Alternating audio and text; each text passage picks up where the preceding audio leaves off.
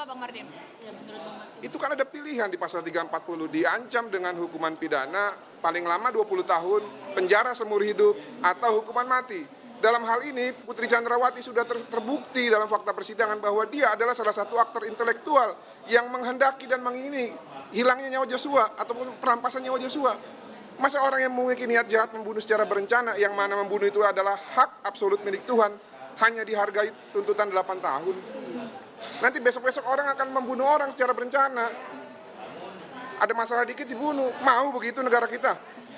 Mau nggak? Kalau saya nggak mau, lebih baik saya tidak tinggal di negara ini kalau begitu cara mainnya gitu. Jadi killing field kita.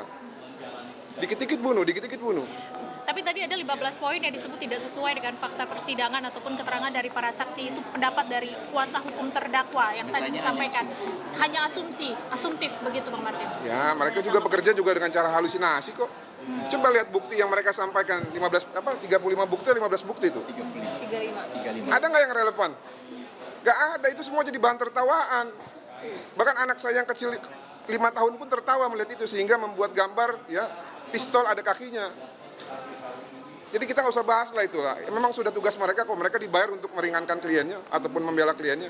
Saya tidak mau komentari itu, tapi fakta yang disajikan oleh JPU sudah sangat jelas. Putri ini aktor intelektual. Dia mengingini kematian Joshua. Dan kalau kita berbicara lebih ekstrim lagi, dia mendalilkan pemerkosaan. Sekarang JPU ya menyimpulkan bukan pemerkosaan, apa? Perselingkuhan. Coba kalau informasi palsu begitu disampaikan kepada suaminya, berarti siapa yang jahat? Siapa yang jahat? Saya mau tanya sama kalian.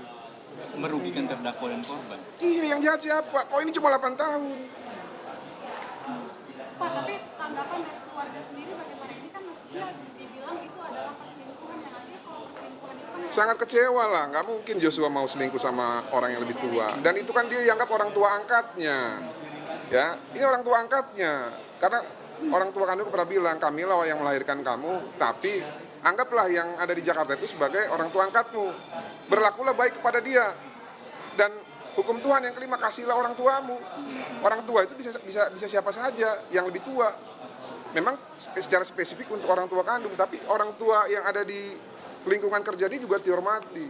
Bang Martin, Dan namun ya, nih ini walaupun kami menolak ya, tapi kalaupun ini memang itu terjadi, itu atas relasi kuasa. Coba baca teorinya Reza Indragiri. Bang Martin, terlepas dari motif perselingkuhan ataupun pelecehan seksual, peran krusial ya dari Putri Chandrawati yang tadi Abang lihat disampaikan dalam materi tuntutan jaksa penuntut umum apa, Bang? Perannya yang pertama ya, berdasarkan fakta persidangan, Putri itu ya memerintahkan untuk melucuti senjata Joshua, padahal yang membunuh Joshua itu kuat, ya pakai pisau.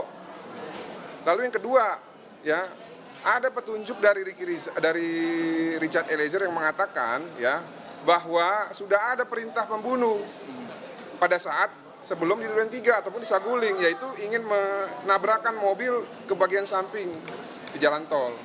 Lalu peran ketiga itu ada tertangkap di CCTV Putri Chandrawati bersama-sama dengan Kuat naik ke lantai 3, diduga keras. Disitulah konsep ataupun skenario untuk pelecehan seksual, konsep untuk mengarahkan ataupun menggiring korban ke tempat pembantaian di Duren 3, dan konsep-konsep yang lainnya untuk memuluskan keinginan jahat mereka untuk merampas nyawa Joshua itu dilaksanakan gitu loh.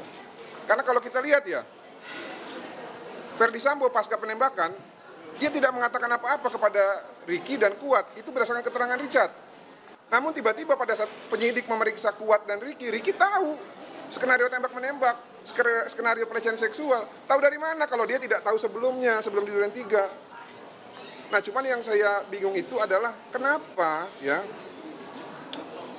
ditambah lagi tadi satu lagi, si Putri ini juga sudah mempersiapkan caranya supaya penyidik itu yakin terjadi pelecehan dengan apa? Dengan mengganti baju pada saat penembakan tersebut. Dan pada saat penembakan berdasarkan fakta persidangan juga, pada saat menjadi saksi, Putri mengatakan pada saat peristiwa penembakan dia hanya menutup telinga. Padahal lazimnya kalau orang ada suara tembakan, yang pertama dilakukan adalah sembunyi atau ngumpet di bawah kolong tempat tidur atau di dalam lemari. Langsunglah menelpon ajudan yang lain.